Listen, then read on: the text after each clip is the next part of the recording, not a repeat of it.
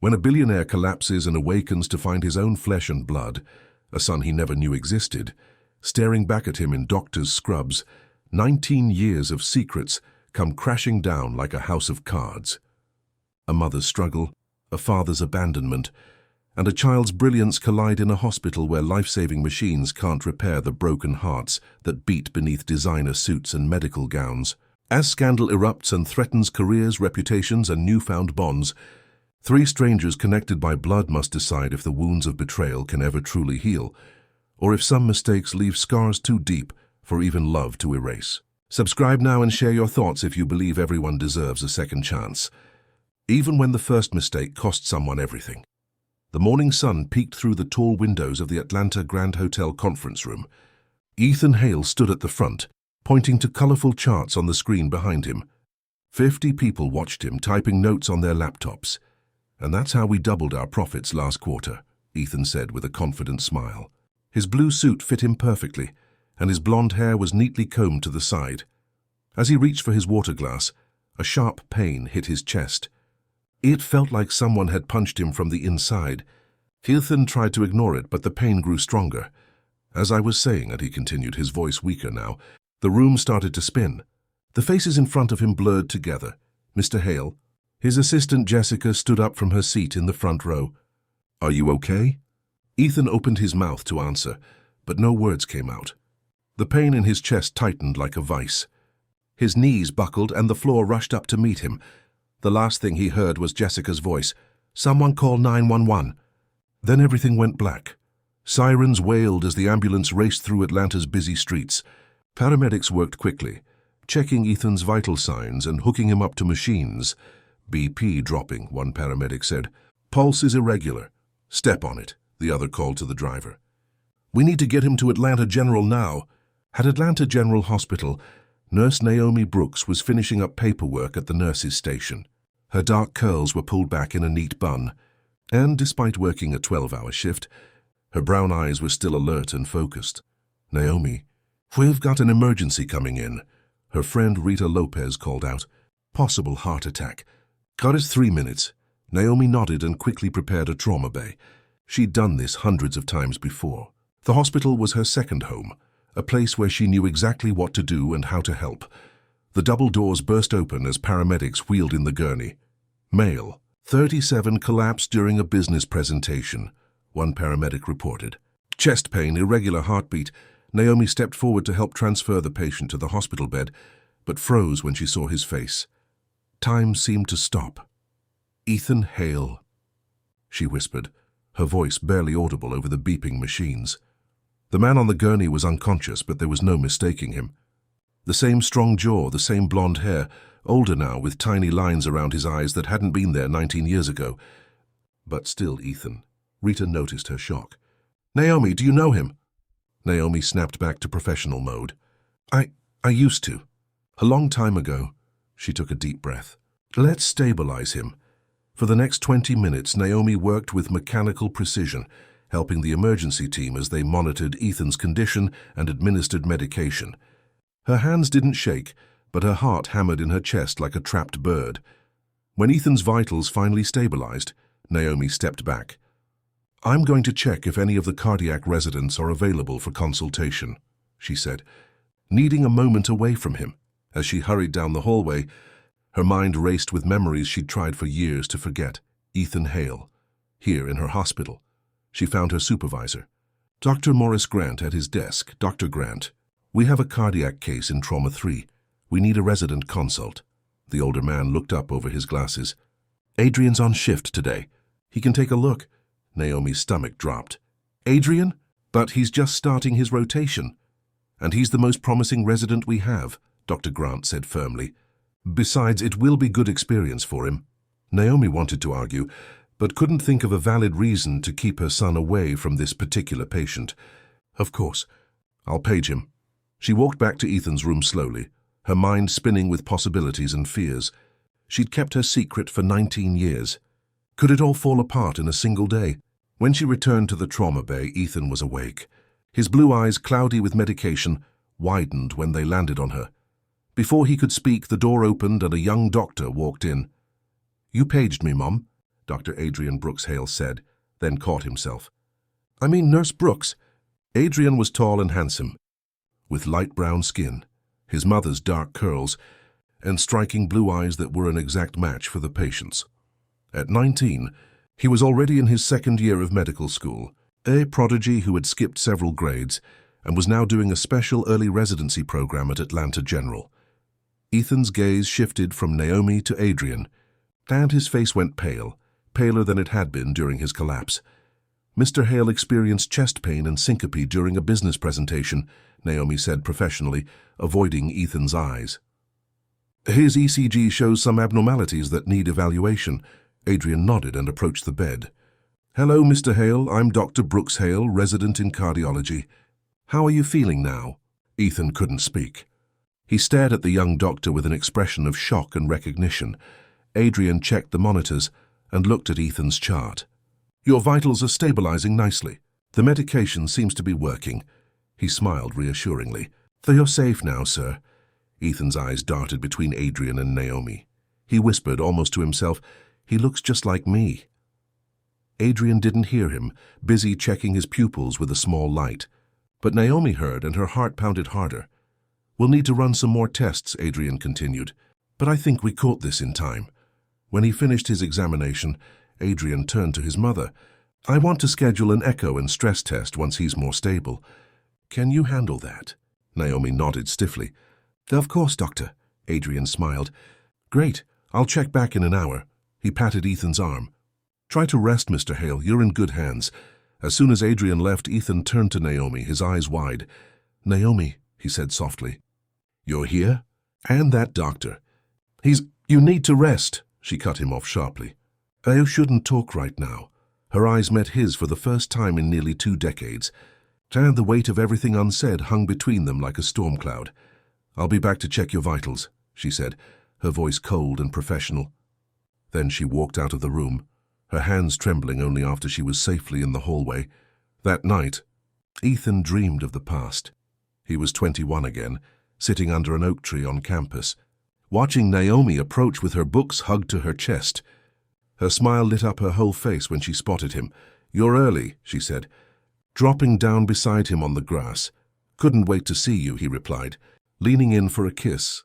They studied together that afternoon, Naomi explaining organic chemistry concepts, while Ethan tried to focus on her words instead of getting lost in her eyes.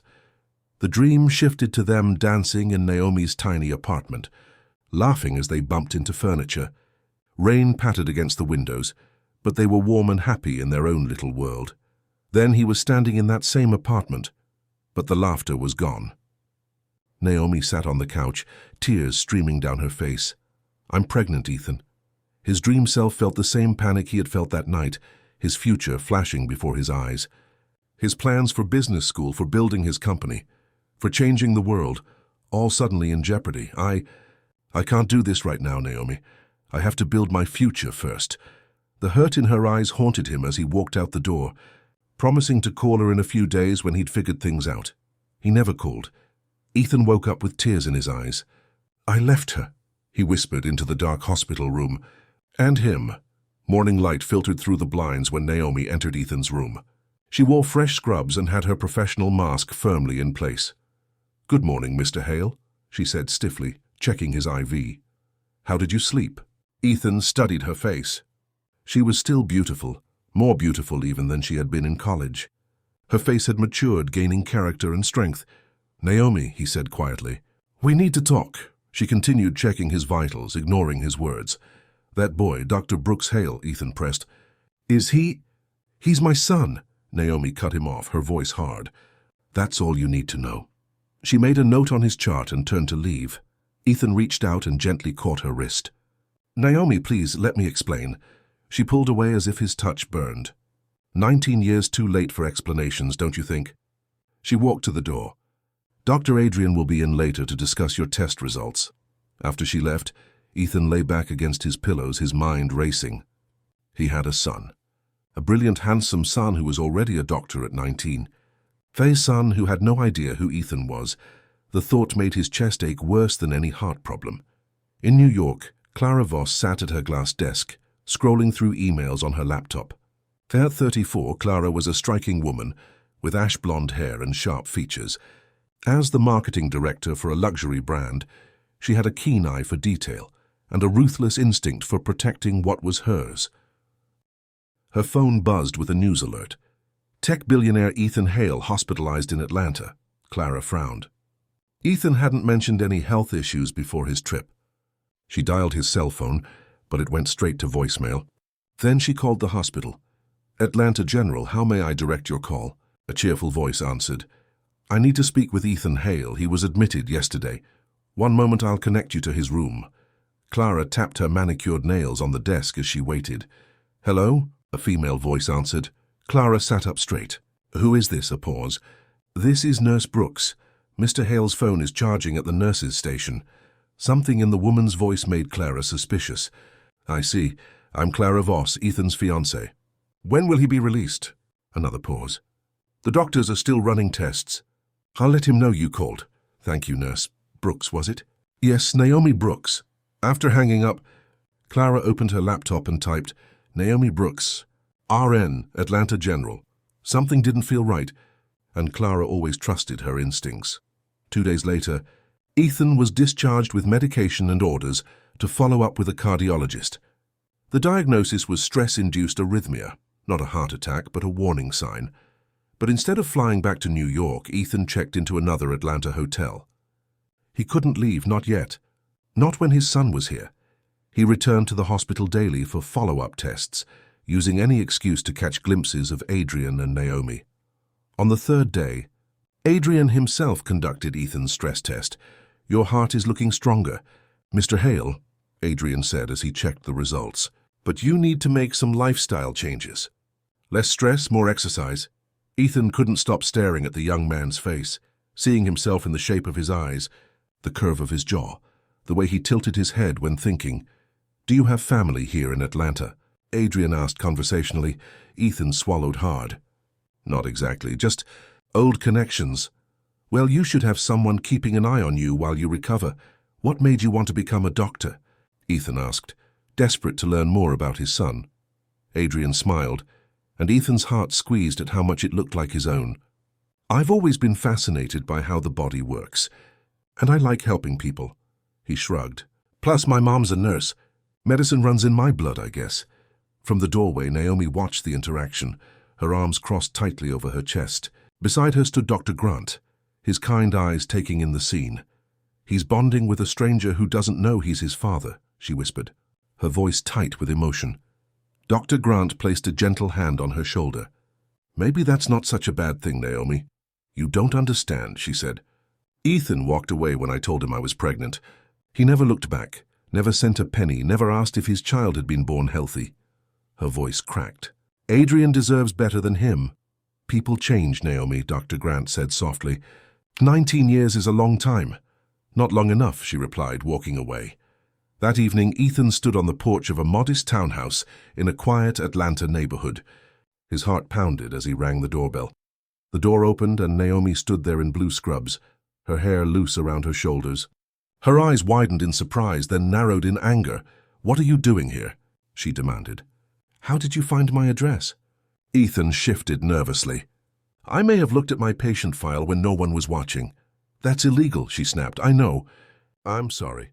But we need to talk, Naomi. There's nothing to talk about." She started to close the door. "He's my son, isn't he?" Ethan said quickly, stopping the door with his hand. Naomi glared at him. "You don't get to walk in now that he's grown, Ethan. You don't get to claim him after I raised him alone for 19 years. "I didn't know," Ethan said softly. "I didn't know he existed." Naomi laughed bitterly. "Really, that's your excuse? I wrote to you. I called your parents. I never got any letters," Ethan insisted. "And my parents," he sighed. "They probably didn't think I was ready to be a father." They were right. A car pulled into the driveway behind him, a small blue sedan with a hospital parking permit. Naomi's eyes widened in alarm. "That's Adrian. You need to go now." "Naomi, please. 1 week," she said hurriedly. "You stay quiet and you don't tell him." "We'll talk, but not now." Ethan nodded and quickly walked to his rental car parked down the street. As he drove away, he watched in his rearview mirror as Naomi greeted their son with a hug, a son he'd never hugged. A son he hadn't watched grow up. A son who looked at him with a doctor's concerned eyes rather than a child's loving ones. Somehow, that hurt more than any heart problem ever could. Over the next few days, Ethan kept finding reasons to visit the hospital. Sometimes he claimed he needed a checkup. Other times he brought coffee for the staff, saying it was to thank them for saving his life. But his real reason was always the same, to see Adrian and Naomi. He learned Adrian's schedule and planned his visits around it. He discovered the young doctor loved blueberry muffins from the hospital cafe and started bringing them whenever he visited. Mr. Hale back again. Adrian smiled when he saw Ethan sitting in the cardiac waiting area. "Just being careful with my health," Ethan replied, handing him a paper bag. "Blueberry, your favorite." Adrian's eyes lit up. "Thanks, how did you know?" Ethan shrugged. "Good guess." The truth was, Ethan had watched Adrian buy the same muffin 3 days in a row. He soaked up these little details about his son like a sponge, storing each one away like treasure. "Actually," Adrian said, "I was about to do my rounds." "Want to join me? I can show you what a doctor's day is really like." Ethan's heart leaped. "I'd love that." As they walked through the hospital corridors, Adrian explained his work with patience and enthusiasm. Ethan listened, bursting with pride. "You must have started college very young," Ethan said. Adrian nodded. "I skipped a few grades. Mom always says I was born asking questions." He laughed. "She worked extra shifts to pay for advanced programs when I was a kid. Sometimes we'd do homework together at the kitchen table, her nursing textbooks and my math problems side by side." Ethan's chest tightened with something other than his heart condition. Naomi had done it all alone, working, studying, raising their brilliant son. While he'd been building his fortune, she'd been building something far more precious. From the nurses' station, Naomi watched them with mixed emotions. Seeing them together, so alike in their mannerisms and expressions, sent pain and warmth through her in equal measure. Rita appeared at her side with 2 cups of coffee. "So, what's the story with you and Mr. Moneybags?" she asked, nodding toward Ethan. "You get all twitchy whenever he's around." Naomi accepted the coffee. "Ancient history." Rita said, clearly not believing her. "And does that ancient history have anything to do with those baby blues Adrian has? Because Mr. Moneybags has the exact same eyes." Naomi nearly choked on her coffee. "Is it that obvious?" "Only to someone who's known you for 10 years, Rita assured her. "Adrian hasn't noticed. Men are clueless about these things." Naomi watched as Ethan laughed at something Adrian said. "What would you do, Rita, if the man who left you pregnant and alone suddenly showed up 19 years later?" Rita considered this. "I'd probably hit him with a bedpan." Naomi smiled slightly. "That was my first instinct. And now," she sighed, "I don't know. Adrian has always wondered about his father. But Ethan left us. How can I trust he won't do it again?" "People change," Rita said, echoing Dr. Grant's words. "Sometimes they even grow up." As Ethan and Adrian approached the nurses' station, Naomi quickly looked down at her charts. "Mom," Adrian called out, "Mr. Hale has some great business stories. Did you know he started his first company in a college dorm room?" "Our college, actually," Ethan said quietly, his eyes meeting Naomi's. "Really?" Adrian looked between them. "You two went to the same college?" Naomi forced a smile. "It was a big school. We hardly knew each other." The lie tasted bitter on her tongue, but she wasn't ready for the truth. Not yet. A week later, Adrian approached Naomi at the end of her shift. "Hey, Mom, a bunch of us are having dinner at Marco's tonight to celebrate Dr. Patel's birthday. I invited Mr. Hale to thank him for all the career advice he's been giving me." He grinned. "You should come too." Naomi started to make an excuse, but Adrian's hopeful expression stopped her. "Sure, sweetie. I'll be there." At Marco's Italian restaurant, Naomi sat stiffly at the long table, trying to ignore Ethan sitting across from her. The other doctors and nurses chatted happily, sharing hospital stories and jokes. "So, Mr. Hale," Dr. Patel asked, "what brings you to Atlanta? Business or pleasure?" Ethan's eyes flickered to Naomi. "Both, actually. I came for a conference, but I found reasons to stay." "Lucky for you," Adrian said, raising his glass of soda. "If you'd collapsed anywhere else, you might not have met the best medical team in Georgia." Everyone laughed and clinked glasses. As the evening went on, Naomi found herself relaxing. Ethan told funny stories about his business travels. and she couldn't help smiling at his animated expressions, the same expressions she often saw on Adrian's face. "Remember that time in college when the fire alarm went off during finals week?" Ethan said suddenly, looking at Naomi.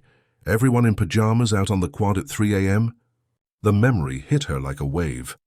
They had huddled together under his jacket in the cold night air, laughing despite their exhaustion. "So you gave your sweatshirt to that girl who was shivering," Naomi replied softly, forgetting their audience. "Even though you were cold yourself." Their eyes locked across the table, the years falling away for just a moment. Adrian looked between them curiously.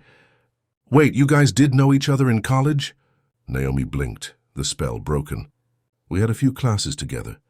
That's all." The rest of the dinner passed in a blur. As they were leaving, Adrian's pager beeped. "Emergency at the hospital," he said, checking the message. "I need to go." "I'll drive you," Dr. Patel offered. "Naomi, do you need a ride home?" Before she could answer, Ethan stepped forward. "I can take Nurse Brooks home." "It's on my way." Adrian waved as he hurried to the parking lot. "See you both tomorrow." "Mom, don't forget we need milk." Silence fell as Naomi and Ethan stood alone outside the restaurant. "You don't have to drive me home," she said stiffly. "I can call a cab." "Please, Naomi," Ethan said softly. "Just let me do this one small thing." The night air was cool as they walked to his rental car, a luxury sedan that probably cost more than Naomi made in a year. He opened the passenger door for her, a gesture that reminded her of their college days, when he'd been just as polite but with a much cheaper car. They drove in silence for several minutes, the streets of Atlanta quiet around them. "He's amazing, Naomi," Ethan finally said. "Smart, kind, hard-working. You did an incredible job raising him." Naomi stared out the window. "I didn't have a choice." "I know. And I'm sorry for that." Ethan's knuckles were white on the steering wheel. "If I could go back and change things, But you can't," Naomi interrupted. "What's done is done." Rain began to fall, soft at first, then harder, drumming on the car roof. At a red light, Ethan turned to face her. "I never stopped thinking about you," he said, his voice barely audible over the rain. Naomi finally looked at him, anger and pain and longing all mixed together. "Then why didn't you come back?" He had no good answer, and they both knew it.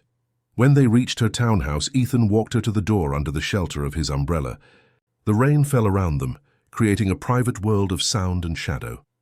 Naomi found her keys but hesitated before unlocking the door. "Adrian is starting to like you, Ethan. Don't hurt him like you hurt me." "I won't," he promised. "I want to be part of his life, Naomi, and yours, if you'll let me." For a moment, they stood close enough that Naomi could smell his cologne, different from what he'd worn in college, but still uniquely him. His eyes, so like Adrian's, searched her face. He leaned forward slightly, and for a heartbeat, Naomi thought he might kiss her. The moment broke when her phone buzzed with a text from Adrian. "Surgery went great. Don't wait up." Naomi stepped back quickly. "Good night, Ethan," she said, unlocking her door and slipping inside without looking back. The next morning, Clara Voss stepped off the plane at Atlanta International Airport, her designer heels clicking purposefully on the terminal floor. After a week of research and unanswered questions, she decided to see for herself what was keeping Ethan in Atlanta. She checked into the same hotel where Ethan was staying and freshened up before heading to his room. When he didn't answer her knock, she used the spare keycard he'd given her months ago. The room was empty, but signs of Ethan were everywhere. His laptop on the desk, a half-empty coffee cup, his favorite watch on the nightstand. Clara noticed a hospital visitor badge and picked it up, frowning at the repeated visits stamped on the back. Her phone buzzed with an alert from her private investigator. Found connection between Naomi Brooks and Ethan Hale. Same university, same years. Clara's eyes narrowed. So they weren't strangers after all. She headed to Atlanta General Hospital, determined to find answers. At the nurse's station, she spotted a black woman with curly hair pulled back in a neat bun, checking patient charts. The name badge read N. Brooks, RN. "Excuse me," Clara said with a cold smile. "I'm looking for Ethan Hale." Naomi looked up, immediately recognizing the voice from the phone call. "Mr. Hale isn't a patient here anymore. He was discharged last week. Yet he keeps coming back," Clara said, watching Naomi's face carefully. "Why is that, do you think?" Before Naomi could answer, a young doctor approached the desk. Mom, can you sign off on these? He stopped when he saw Clara. Clara looked from Adrian to Naomi and back again, understanding dawning on her face. The boy had Ethan's eyes, his exact eyes. You must be Dr. Brooks Hale, she said smoothly. I'm Clara Voss, Ethan's fiancée. Adrian smiled and shook her hand. Nice to meet you. Mr. Hale has been a great mentor to me this past week. Has he? Clara's voice was sweet, but her eyes were cold. How interesting. She turned back to Naomi. When you see Ethan, please tell him I'm in town. We have a lot to discuss. With that, she walked away, already pulling out her phone. Naomi felt sick. She knew that look, the look of someone who'd just discovered a secret that could be used as a weapon. Later that evening, Naomi was driving home when her phone rang. It was Rita.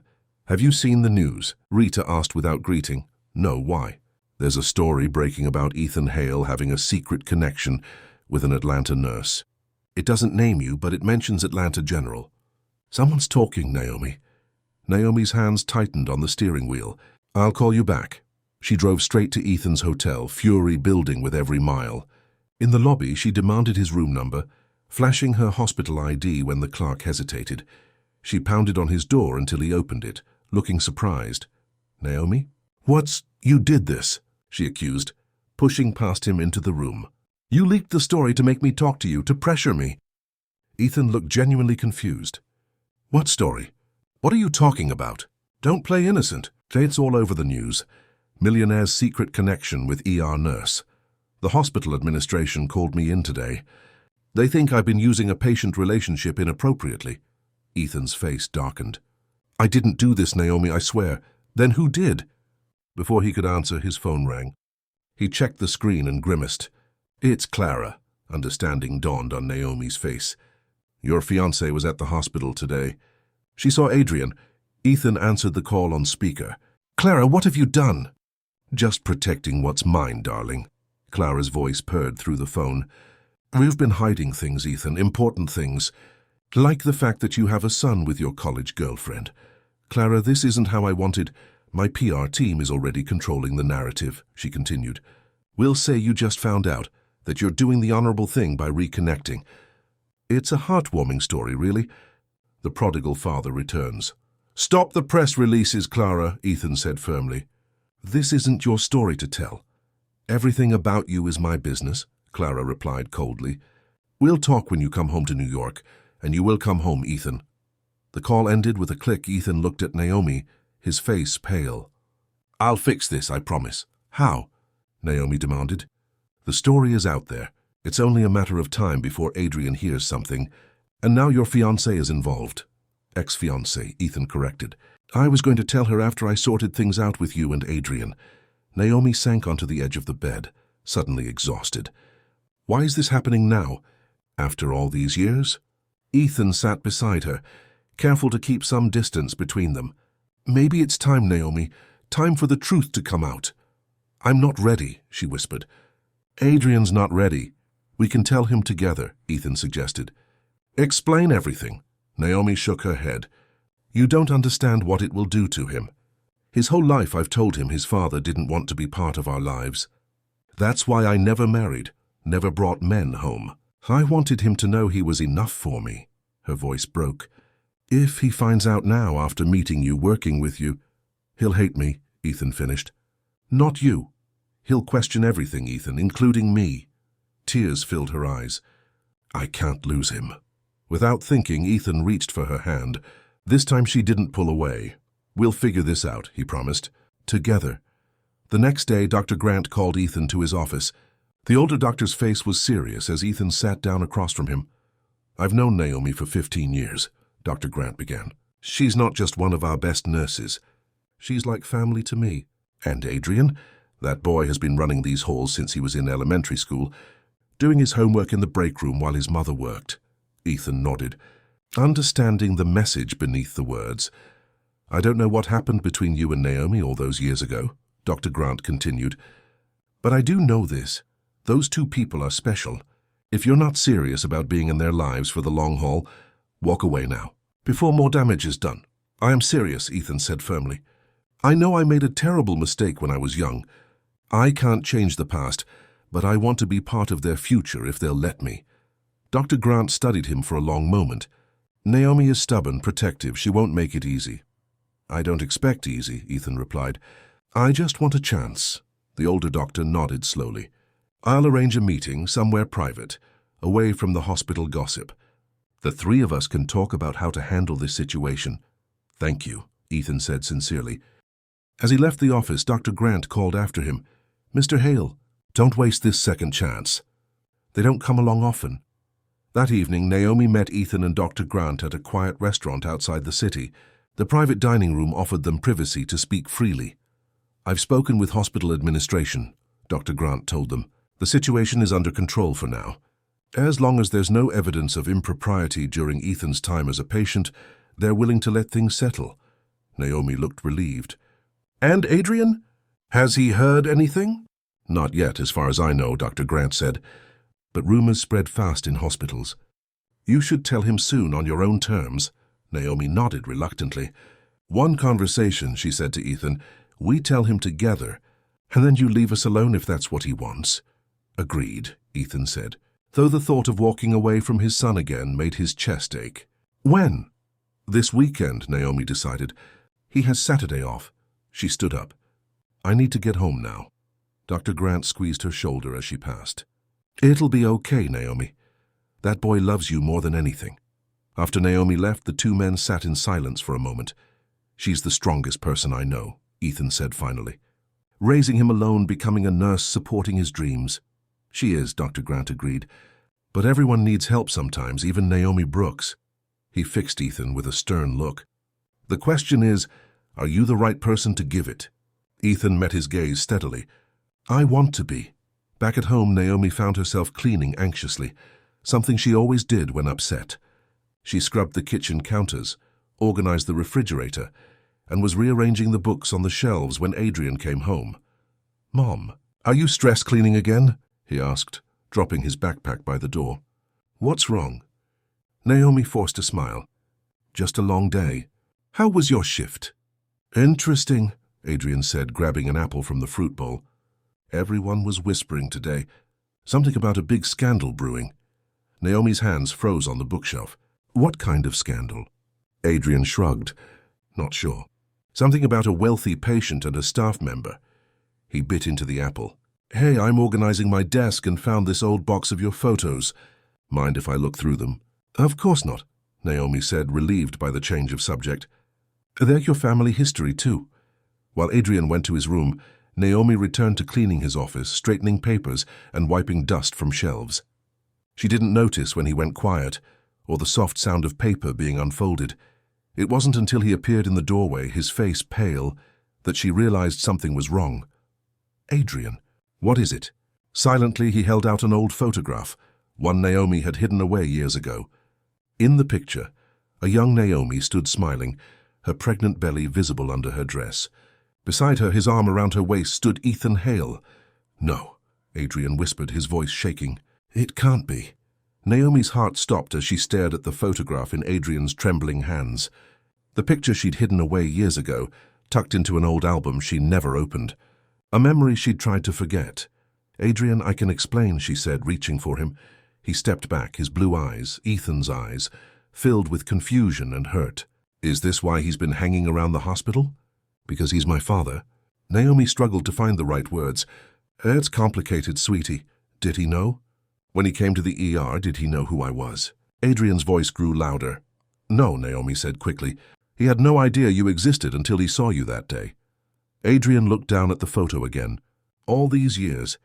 You told me my father didn't want us, that he left and never looked back. He did leave, Naomi said, tears forming in her eyes. When I told him I was pregnant, he walked out. He said he had to build his future first. And now he's back because he's built that future, Adrian asked bitterly. Because now it's convenient to have a family. Before Naomi could answer, Adrian grabbed his keys from the counter. I need some air. Adrian, please, let's talk about this. Not now, Mom. His voice was cold in a way she'd never heard before. I can't even look at you right now. The door slammed behind him, leaving Naomi alone in the sudden silence. She sank down onto the couch, the photograph falling from her hands to the floor. Everything she'd feared was happening. Her son was slipping away, and there was nothing she could do to stop it. Adrian drove aimlessly through Atlanta, his mind racing. Streets and buildings blurred past as anger and confusion battled inside him. The man he'd been working with, learning from, admiring, was his father. The father who had abandoned him and his mother before he was even born. Without consciously deciding to, Adrian found himself pulling into the parking lot of Ethan's hotel. He sat in his car for several minutes, gripping the steering wheel before finally getting out. At the front desk, he asked for Ethan Hale's room number. The clerk hesitated. "It's a medical emergency," Adrian said, flashing his hospital ID. Minutes later, he was pounding on Ethan's door. When it opened, Adrian pushed past him into the room. "Adrian?" Ethan said, surprised. "What's wrong?" Adrian spun around, holding up the crumpled photograph he'd taken with him. "You knew, didn't you? This whole time at the hospital, pretending to be interested in my career, in my life, you knew." Understanding dawned on Ethan's face. "Adrian, please let me explain." "Explain what?" "How you abandoned my mother when she was pregnant. How you never sent a single dollar to help raise me. How you never even bothered to find out if I was born healthy." Adrian's voice broke on the last words. "I didn't know," Ethan said desperately. "I swear to you, I only found out who you were when I saw you in the ER. You looked so much like me, and when your mother's reaction confirmed it." He took a deep breath. "I know I made a terrible mistake when I left your mother. I was young and scared and selfish, but if I'd known about you, you'd have what? Sent a check? Added us to your Christmas card list?" Adrian's laugh was harsh and unfamiliar. "Save it. You're nothing to me." He threw the photograph at Ethan's feet and turned to leave, just as the door burst open. Naomi stood there, breathless from running. "Adrian," she gasped, relief on her face. "I thought you might come here. Did you two plan this?" Adrian demanded, looking between them. "Some kind of happy family reunion." "No, honey," Naomi said, stepping toward him. "We were going to tell you this weekend together, when we could explain everything properly." "There's nothing to explain," Adrian said coldly. "He left. You lied. End of story." He pushed past his mother and stormed out, leaving Naomi and Ethan standing in stunned silence. After a moment, Naomi turned to Ethan, her eyes blazing. "This is your fault. You make storms wherever you go and other people get caught in the rain." "Naomi, no, I told you this would happen. I warned you." She backed toward the door. "Stay away from us, Ethan. You've done enough damage." As the door closed behind her, Ethan stood alone in his hotel room, staring at the photograph on the floor. A moment from 19 years ago when the future had still been unwritten, when different choices could have been made. He picked up the photo gently, smoothing its crumpled edges. Outside, rain began to fall against the windows, echoing the storm inside his heart. "Then I'll fix the damage myself," he whispered. The next day, Clara Voss sat in her Atlanta hotel suite, smiling as she scrolled through news alerts on her tablet. The story about Ethan's secret nurse connection had gained traction overnight. With several gossip sites picking it up, her phone rang, her PR director calling with an update. "The story's getting good traction, Ms. Voss," he reported. "But it's still vague. If we had photos, something more concrete." "Leave that to me," Clara said, her mind already spinning with possibilities. She ended the call and pulled up her text messages, finding the ones from the private investigator she'd hired. Among the information he'd sent was an address for Naomi's workplace, home, and favorite coffee shop. Clara checked the time. If the nurse's schedule was consistent, she'd be stopping for coffee before her shift started in an hour. 20 minutes later, Clara sat at a small table in the corner of Sunrise Coffee, watching the door. Right on schedule, Naomi walked in, looking tired and stressed. Clara watched as she ordered, and then sat at a table to wait, scrolling through her phone with a worried expression. Clara snapped a quick photo with her phone, then approached Naomi's table. "Mind if I join you?" she asked sweetly. Naomi looked up, her expression hardening when she recognized Ethan's fiancée. "I have nothing to say to you." "That's fine," Clara said, sitting down anyway. "I'll do the talking. I know everything, Naomi. About your son, about Ethan being his father, about your little college romance. Congratulations on your detective work," Naomi said coldly. "What do you want? Money? For us to disappear?" Clara laughed lightly. "Nothing so dramatic. I just want what's mine. Ethan built his life with me, not you. Whatever happened in the past should stay there." She leaned forward, He'll come back to New York, to me. That's where he belongs. If you're so confident, Naomi asked, why plant stories in the press? Why come here at all? Something flashed in Clara's eyes, uncertainty perhaps, or fear, but it was quickly replaced by a cool determination. Insurance. Ethan can be sentimental sometimes. I'm just making sure he remembers what's important. And what's that? Money? Status? Having a perfect trophy wife? Naomi stood up, gathering her things.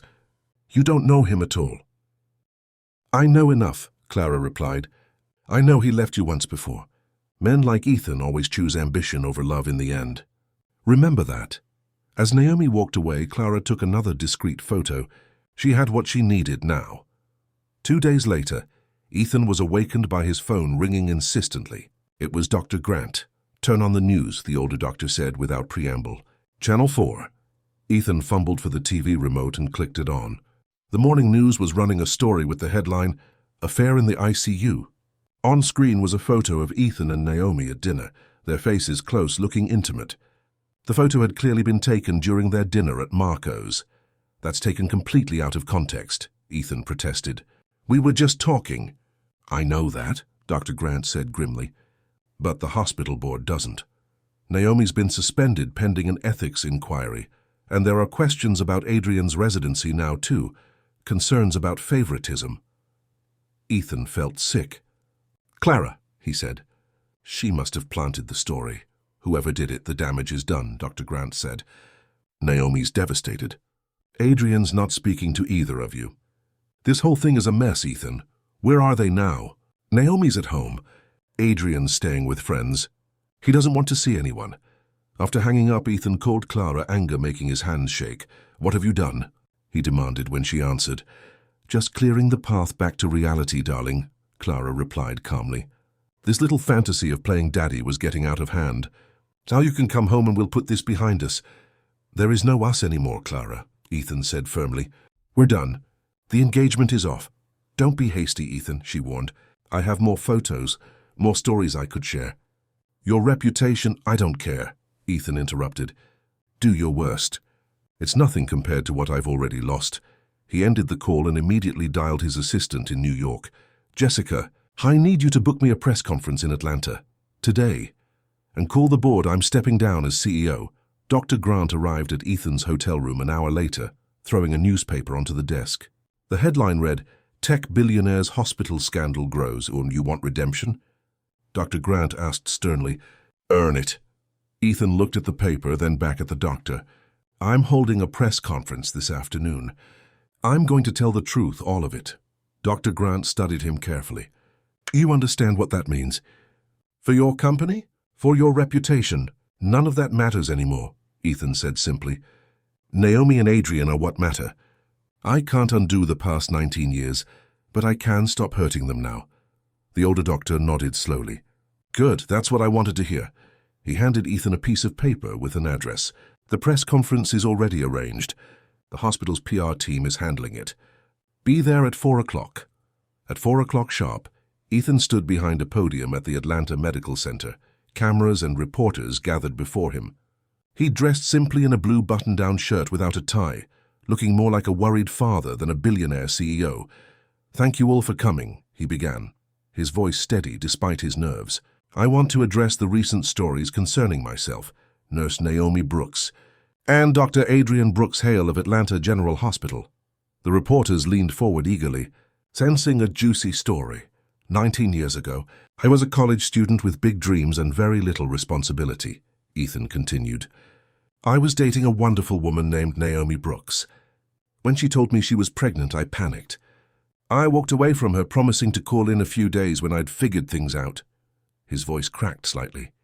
I never called. A murmur ran through the crowd of reporters. I moved forward with my life, built my company, achieved success beyond what I'd imagined.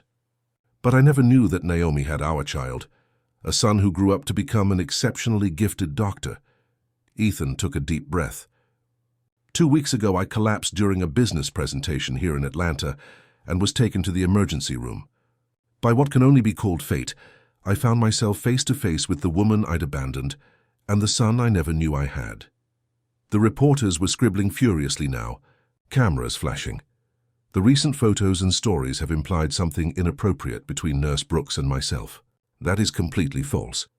If anyone is to blame for this situation, it's me, not Naomi, who raised our son alone with courage and love, and not Adrian, who became a brilliant doctor through his own hard work and talent. Ethan gripped the edges of the podium.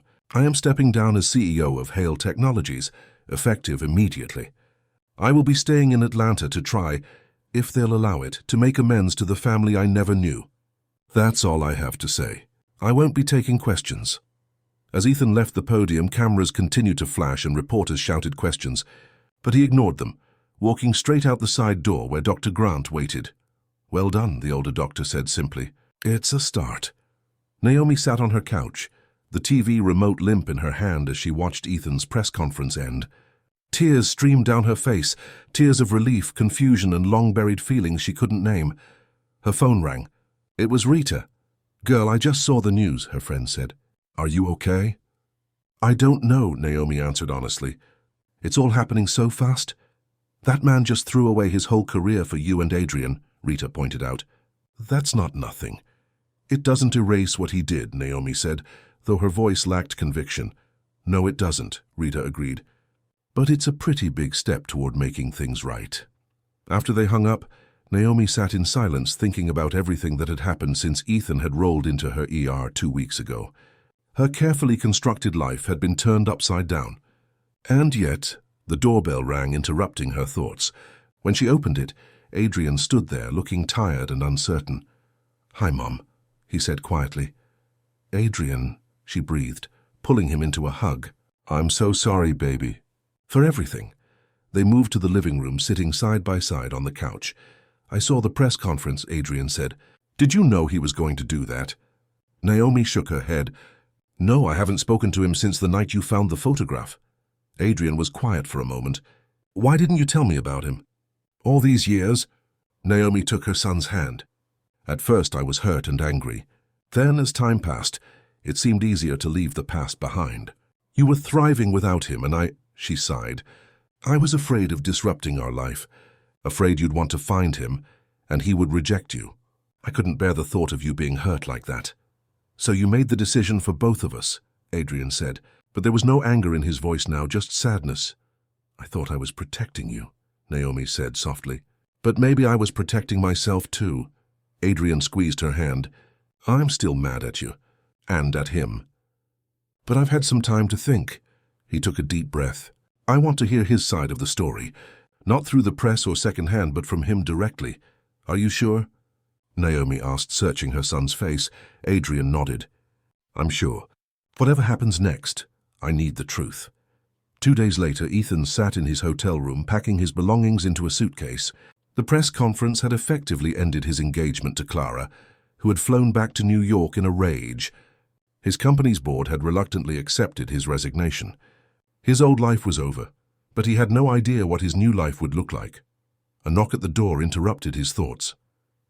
When he opened it, he was shocked to see Naomi standing there. Can I come in?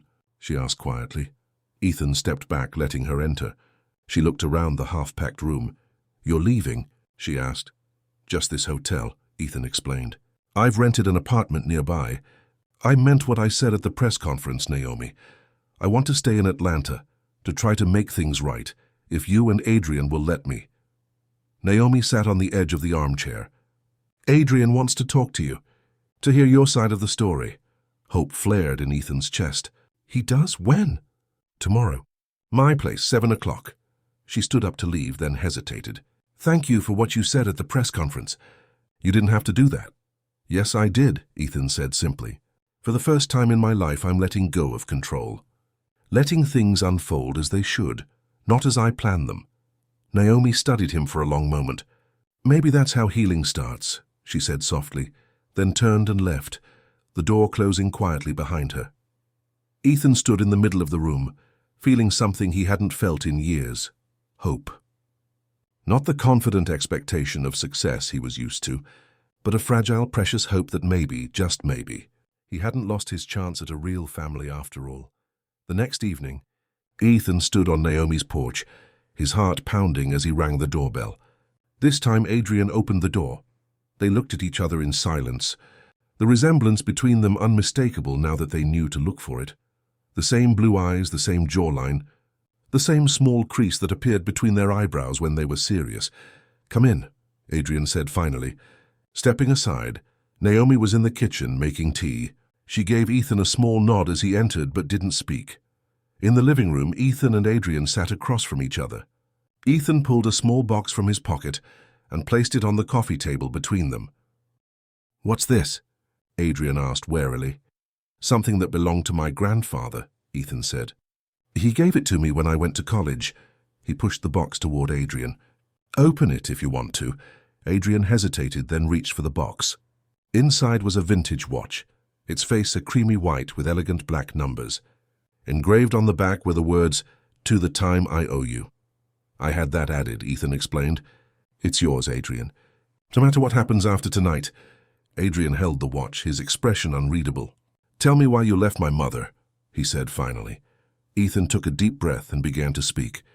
He told Adrian everything, how he'd met Naomi in a study group, how they'd fallen in love despite coming from different backgrounds, how they'd made plans and dreams together, and then how he'd panicked when she told him she was pregnant.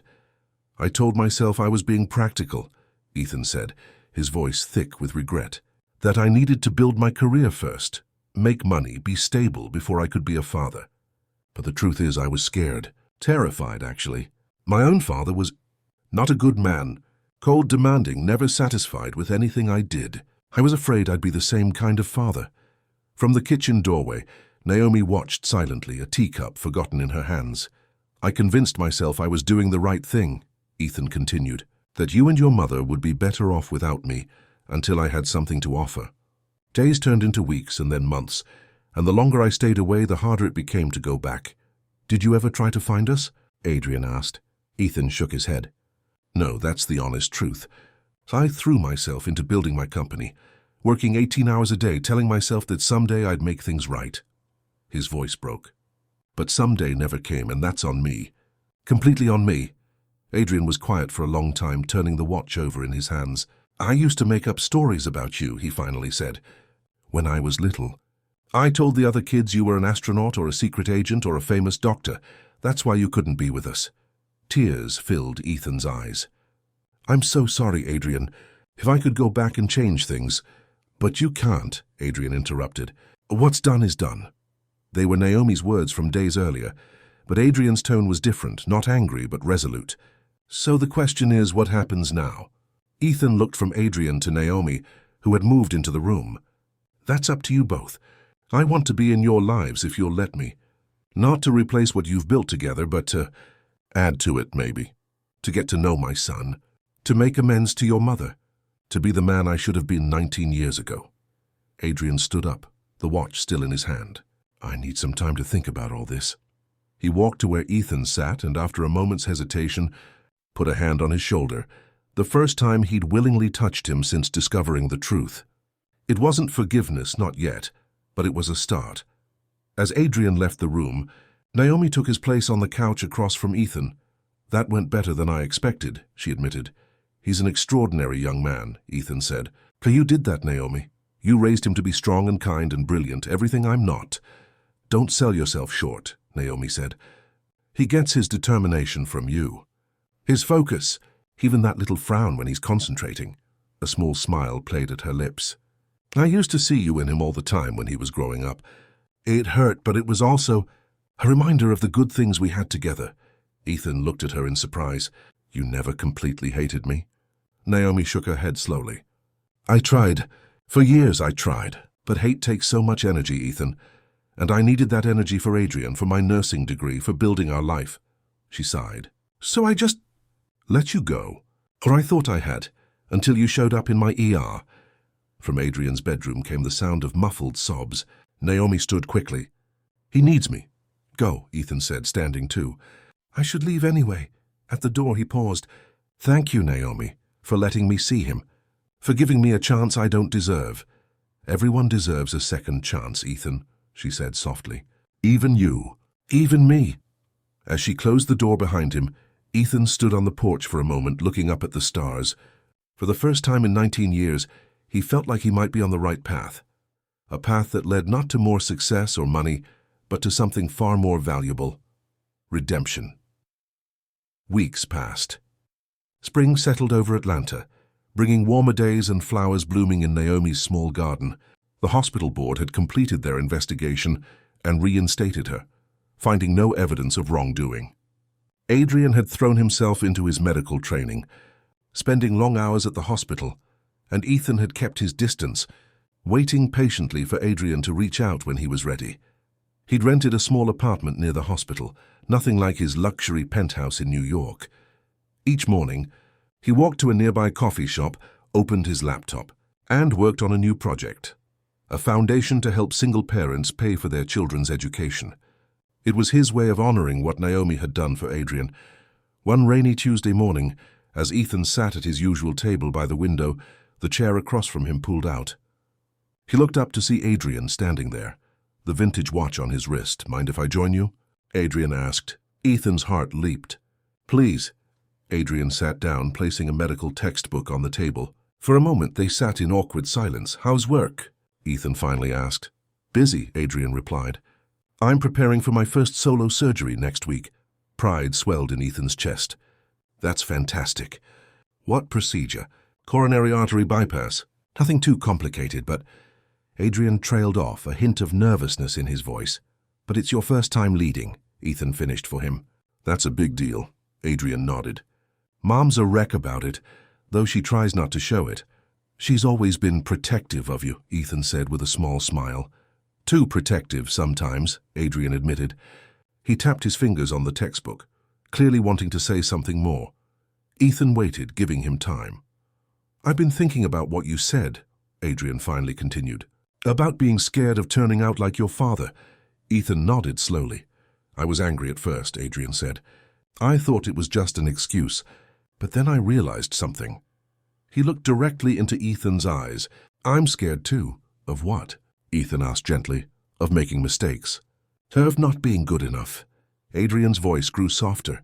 "I have to be perfect in everything, school, medicine, life, because I've always felt like I had to make up for something.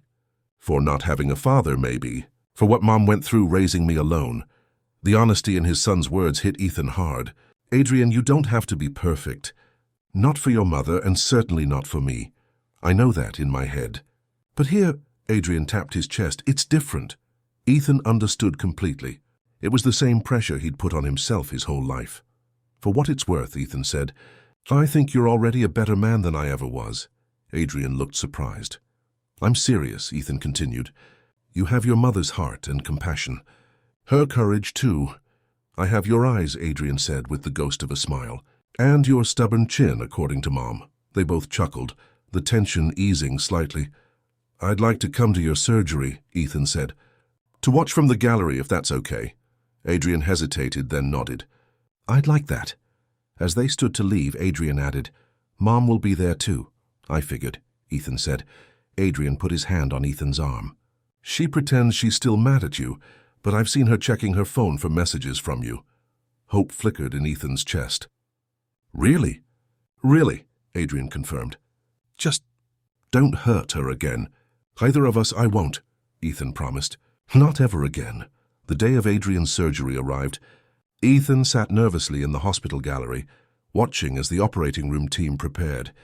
Below, Adrian moved with confidence, checking instruments and speaking with the nurses. He looked so young in his surgical cap, but his hands were steady. Naomi slipped into the seat beside Ethan, her face tense with worry. "He'll be fine," Ethan said, trying to reassure her. "He's been training for this." "I know," she replied. "But he's still my baby." Without thinking, Ethan reached for her hand.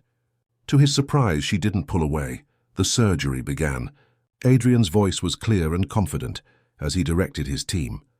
His movements were precise, his focus absolute. From above, Ethan and Naomi watched in silent awe as their son performed the delicate procedure with skill beyond his years. "He's amazing," Ethan whispered. Naomi nodded, tears in her eyes. "He is." 2 hours later, Adrian looked up at the gallery and gave a thumbs up. The surgery was a success. Naomi squeezed Ethan's hand, relief and joy washing over her face. "We made him," she said softly, almost to herself. "Something we did together created that brilliant young man down there. Ethan felt his throat tighten with emotion. The best thing I've ever been part of, he agreed. Even if I didn't know it until now. They waited outside the operating room for Adrian to emerge. When he did, still in his surgical scrubs but with his mask pulled down, he was grinning from ear to ear. "Patient stable," he announced. Everything went perfectly. Naomi hugged him tightly. "I'm so proud of you, baby." When she stepped back, Adrian turned to Ethan, who stood awkwardly to the side. "What did you think?" Adrian asked him. "I think you're the most impressive doctor I've ever seen," Ethan said honestly. Adrian's smile widened. "Even more impressive than Dr. Grant?" "Don't let him hear you say that," Naomi laughed. Adrian looked at his parents, standing together for the first time without tension between them. "Let's celebrate." "Dinner at Eddie's Diner, my treat. Your treat?" Naomi raised an eyebrow. "On a residence salary?" "I can handle buying my parents dinner," Adrian said, the word parents, plural, rolling off his tongue naturally for the first time. Ethan felt his heart swell. It was a small thing, that word, but it meant everything to him. Eddie's Diner was crowded and noisy, but they managed to get a booth in the corner.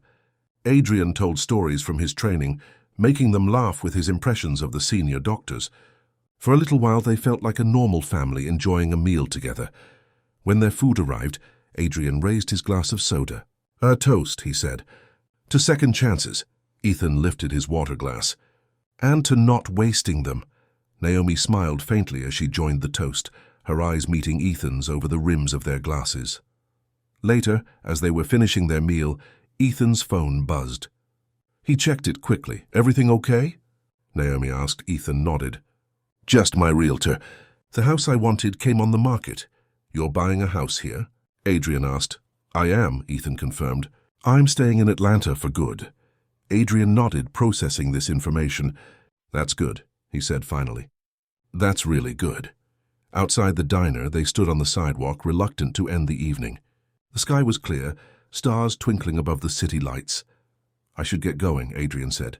"Early shift tomorrow." He hugged his mother, then, after a brief hesitation, hugged Ethan too.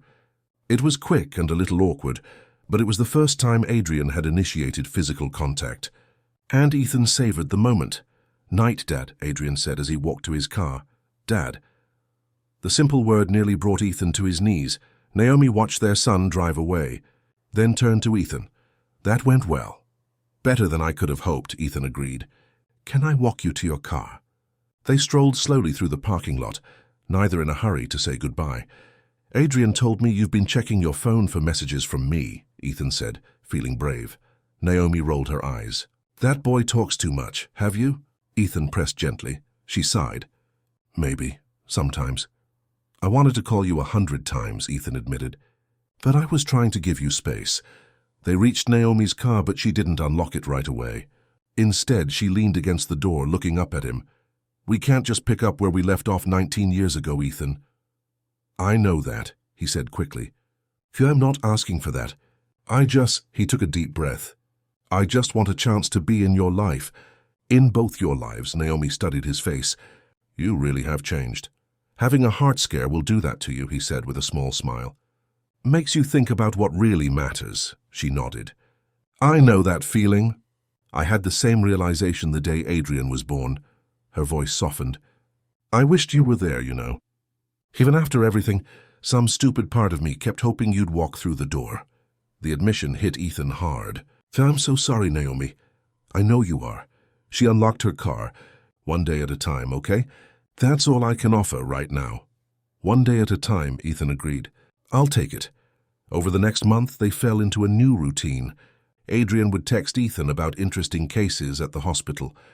Ethan would bring coffee to Naomi during her breaks. Sometimes the three of them would have dinner together at Naomi's townhouse or at restaurants around the city. It wasn't perfect. There were still awkward moments, painful topics they avoided, and sometimes Adrian would grow distant, processing his complicated feelings about the father who had suddenly appeared in his life. But day by day they were building something new, not the family they might have been, but the family they could still become. One sunny afternoon, Ethan met Naomi for lunch in the hospital garden. She had texted him that morning, asking to meet, and he'd been nervous all day, wondering what she wanted to talk about. He found her sitting on a bench beneath a flowering tree, her scrubs replaced by a simple sundress. She looked younger, more relaxed than he'd seen her since they'd reconnected. "No work today?" he asked, sitting beside her. "Day off," she explained. "First one in 2 weeks." They ate the sandwiches Ethan had brought, talking about Adrian's latest achievements and the foundation Ethan was establishing. "There's something I need to tell you," Naomi said when they'd finished eating. Ethan tensed. "Fearing bad news. I found these while cleaning out my attic last weekend," she continued, reaching into her bag. She pulled out a bundle of envelopes tied with a faded ribbon. Ethan looked at them curiously. "Letters," Naomi explained, "that I wrote to you after you left. I never mailed them." Ethan took the bundle carefully as if it might crumble in his hands. "Why not?" "Pride at first," Naomi admitted. "Then hurt, then anger. Eventually I just put them away and tried to forget." Ethan stared at the letters. 19 years of unspoken words. "Can I read them?" Naomi nodded. "That's why I brought them. I think it's time you knew what those years were like. The good and the bad." "Thank you," Ethan said, deeply touched by her trust. "There's something else," Naomi said, looking nervous now. "I talked to Clara." Ethan stiffened. "What, when?" "Yesterday. She called me at the hospital." Naomi twisted her hands in her lap. "She apologized for the photos, for causing trouble with the ethics board. She said she knew it was over between you two, and she wanted to make things right." Ethan was stunned. "I don't know what to say. That doesn't sound like Clara." "People can surprise you," Naomi said softly. "Sometimes they can even change." Their eyes met, and the implication hung in the air between them. "Naomi," Ethan began, his voice low, "I know we can't erase the past. I know I hurt you in ways I can never fully understand or make up for. But I need you to know that I—" His words were cut off as Adrian jogged toward them, his face bright with excitement. "Mom! Ethan!" he called, correcting himself mid-word, still not entirely comfortable using Dad to Ethan's face. "I've been looking everywhere for you." He stopped in front of them, slightly out of breath.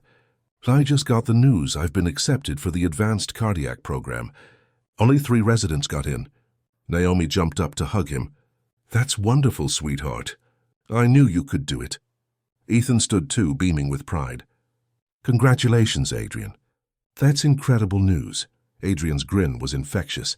"Dr. Grant says it's the fastest track to cardiothoracic surgery. I could be doing transplants in 3 years.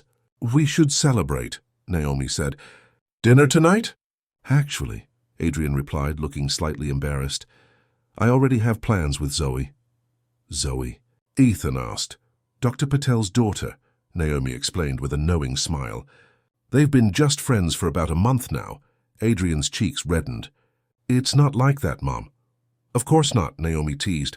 "Anyway," Adrian continued, changing the subject, "I thought maybe we could all do something this weekend instead. Maybe that new restaurant by the river." "Sounds perfect," Ethan said, happy to be included in the family plans. Adrian checked his watch. "I have to get back. My break's almost over." He hugged his mother again, then, with only a moment's hesitation, hugged Ethan too. "See you both later." They watched him jog back toward the hospital, white coat flapping behind him. "He seems happier," Ethan observed. "He is," Naomi agreed. "We all are." They walked slowly back toward the hospital entrance, the bundle of letters tucked safely in Ethan's jacket pocket. "What were you going to say?" Naomi asked, before Adrian interrupted. Ethan took a deep breath. "I was going to say that I never stopped loving you, Naomi, even when I tried to convince myself I had." She stopped walking, her eyes wide. "I'm not asking for anything," Ethan continued quickly. "I just wanted you to know. Whatever happens between us, whatever you decide you want or don't want, that's the truth." Naomi was quiet for a long moment. "I don't know what I want yet, Ethan," she finally said. "This has all happened so fast. One minute you were a memory, the next you're back in our lives." "I understand," Ethan said, trying to hide his disappointment. "But," she continued, reaching for his hand, "I'm open to finding out. One day at a time, remember?" Hope bloomed in Ethan's chest as her fingers entwined with his. "One day at a time," he agreed. The weekend came, and with it their dinner plans. The new restaurant was elegant but comfortable, with windows overlooking the Chattahoochee River. Adrian had brought Zoe, after all, a pretty young woman with kind eyes and a quick smile. As they shared appetizers and stories, Ethan marveled at how far they'd come in such a short time. 2 months ago, he'd been a stranger to his own son. A painful memory to Naomi. Now they sat together like a family. With Adrian's embarrassed laughter, when Naomi told Zoe stories from his childhood. With easy conversation and shared jokes. Halfway through the meal, Ethan's phone buzzed. He checked it quickly, then excused himself from the table. When he returned a few minutes later, his face was serious. "Everything okay?" Naomi asked. "My father had a stroke," Ethan said quietly. "He's in the hospital in New York." "I'm sorry," Naomi said, reaching across the table to touch his hand. "Is it serious?" Ethan nodded. "Very. My mother asked if I could come." An uncomfortable silence fell over the table. Ethan hadn't spoken much about his parents, but both Naomi and Adrian knew they were part of the reason Ethan had never received Naomi's letters. "You should go," Adrian said suddenly. "He's your father." Ethan looked at his son, surprised. "Family is family," Adrian continued, "even when it's complicated." "He's right," Naomi agreed. "You'll regret it if you don't." Ethan looked between them, overwhelmed by their understanding. "I'll book a flight for tomorrow." "I'll drive you to the airport," Adrian offered. "And we'll be here when you get back," Naomi added softly. Ethan felt a lump in his throat. "Thank you," he managed to say. The rest of the dinner passed with lighter conversation, but Ethan's mind was spinning. He was worried about his father, yes, but something else nagged at him too, the fear that leaving, even temporarily, would undo the fragile bonds he'd built with Naomi and Adrian. After dinner, as they stood in the parking lot saying goodbye, Ethan pulled Adrian aside. "I need you to know something," he said seriously. "I am coming back. This isn't like before." Adrian studied his face, then nodded. "I know, Dad, I trust you." Those simple words, "I trust you," meant everything. 3 days later, Ethan stood in a New York hospital room watching his father sleep. The stroke had left the once powerful man frail and vulnerable. His mother sat beside the bed, her hand resting on her husband's arm. "He's been asking for you," she said without looking up. "I came as soon as I heard," Ethan replied. "Not now. Before." She finally turned to face him. "After you moved to Atlanta, he wanted to call you. To apologize." Ethan was stunned. His father had never apologized for anything in his life. For what? He asked, his mother's eyes filled with tears. "For everything. For being so hard on you, for—" She hesitated. "For hiding those letters." "What letters?" Ethan asked, though he already knew the answer. "From that girl in college, Naomi. They came for months after you left school." She looked down at her hands. "Your father said you needed to focus on your future, not be tied down with responsibilities."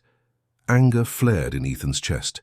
"So you had no right," he said, his voice low but intense. "That was my choice to make, not yours." "I know that now," she admitted. "We both do. Too late, perhaps, but we know." Ethan ran a hand through his hair, trying to process this revelation. All these years, he'd believed Naomi had never tried to contact him.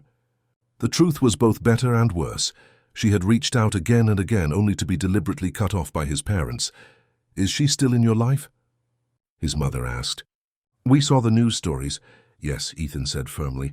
"She and our son both." His mother nodded slowly. "Good, that's good." From the bed came a weak voice. "Oh, Ethan?" Ethan moved to his father's side. The older man's eyes were open, cloudy with medication but alert. "I'm here, Dad," Ethan said. His father struggled to lift his hand. Ethan took it, surprised by how light it felt, how fragile. "I'm sorry," his father whispered. "The letters." "Your family, I know about the letters," Ethan said, trying to keep the anger from his voice. "No." His father's voice grew stronger with urgency. "In the study, safe." "Behind the painting." Ethan looked at his mother in confusion.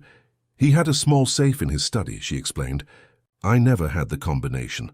Later that night, after his father had fallen back asleep, Ethan went to the family home, a place he hadn't visited in years.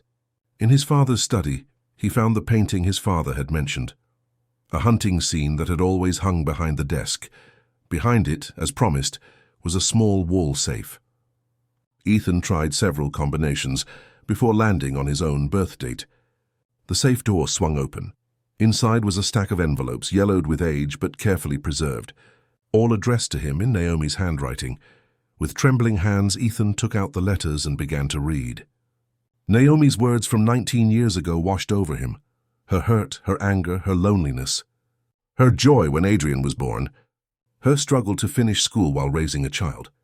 Her gradual acceptance that Ethan wasn't coming back. In the last letter, dated almost 2 years after he'd left, she wrote, "I'm done writing to ghosts. Adrian and I deserve better than silence. Whatever we had is over now. I hope someday you realize what you threw away." Tears streamed down Ethan's face as he carefully folded the letters and put them back in their envelopes. So much lost time, so much pain that could have been avoided, but also somehow hope, because despite everything, he had found his way back to them. A week later, Ethan returned to Atlanta. His father was stable, recovering slowly but steadily. There had been difficult conversations, painful truth shared, and the beginnings of understanding, if not complete forgiveness. Adrian was waiting at the arrivals gate, a welcome sight after the emotional storm of New York. "How's your grandfather?" he asked as they walked to the parking lot. "Better," Ethan said. "Still a long road ahead." "Like us," Adrian observed with unexpected wisdom. Ethan nodded. "Like us," as they drove toward Naomi's house. Adrian filled him in on the week's events, a complicated surgery he'd assisted with, Zoe agreeing to an official date, Dr. Grant's retirement announcement, and Mom's been weird, Adrian added. "Weird how?" Ethan asked, concerned. Adrian shrugged. "Cleaning a lot. Rearranging furniture. She does that when she's anxious about something." When they pulled up to the townhouse, Naomi was waiting on the porch. She stood as they approached, her face hard to read. "Welcome back," she said. "Thanks for letting me crash here," Adrian said, taking Ethan's bag. "I'll put this in the guest room." As Adrian disappeared inside, Naomi and Ethan stood facing each other on the porch. "How was New York?" she asked. "Hard," Ethan admitted. "My father's recovery will take time. But that's not the hardest part." He reached into his jacket and pulled out the stack of letters he'd found in the safe. Naomi's eyes widened. "Are those—" "Your letters?" Ethan confirmed. "The ones you sent after I left. My father kept them in a safe. I never knew they existed until now." Naomi stared at the letters, her expression a mix of shock, anger, and old pain. "You wrote to me for almost 2 years," Ethan continued, "telling me about your pregnancy, about Adrian's birth, about your struggles. And I never answered because I never knew." "Your parents," Naomi said, understanding dawning on her face. Ethan nodded. "They thought they were protecting me, protecting my future. They were wrong, terribly wrong, but that was their twisted reasoning." Naomi took the letters from him, running her fingers over her own faded handwriting. "All these years I thought you just didn't care." "I cared," Ethan said softly. "I was a coward for leaving in the first place, but I never stopped caring." Naomi sat down on the porch swing, still holding the letters. Ethan sat beside her, keeping a respectful distance. "What do we do now?" she asked, her voice barely above a whisper. "We can't change the past." "No," Ethan agreed. "But we can decide what happens next." Naomi looked up at him, her brown eyes searching his face. "And what do you want to happen next, Ethan?" "I want to be with you," he said simply. "You and Adrian. I want to build a life together. Not the one we might have had, but a new one. If that's what you want too." Naomi was quiet for a long time, looking out at her small garden where spring flowers nodded in the gentle breeze. "I was so angry for so many years," she finally said. "And then I was just empty. I built my life around Adrian, around my work. I told myself that was enough." She turned to face him. "But seeing you again, watching you with Adrian, realizing you never got my letters, it changes things." "How?" Ethan asked, hardly daring to hope. "It makes me wonder what might still be possible," Naomi said softly. "For all of us." She reached for his hand, her fingers warm against his. "I'm not making any promises, Ethan, but I'm open to finding out where this leads. It wasn't everything, not yet.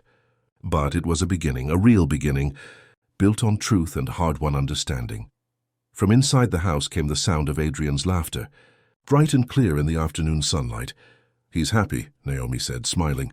"That's all I ever wanted for him." "That's all I want too," Ethan replied. "For both of you." They sat together on the porch swing, hands still joined, watching the world go by. So much had changed in the 2 months since Ethan had collapsed in that hotel conference room.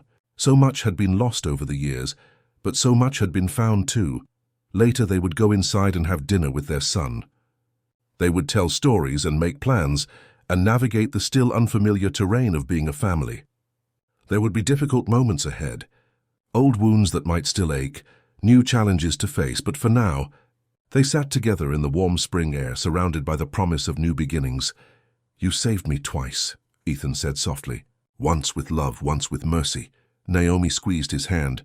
"This time let's stay alive together." And in that moment, on that porch, with their son's laughter drifting through the open windows, it felt like anything was possible. Even healing the wounds of 19 years, even finding love again where it had been lost, even building a family from the pieces of a broken past. One day at a time,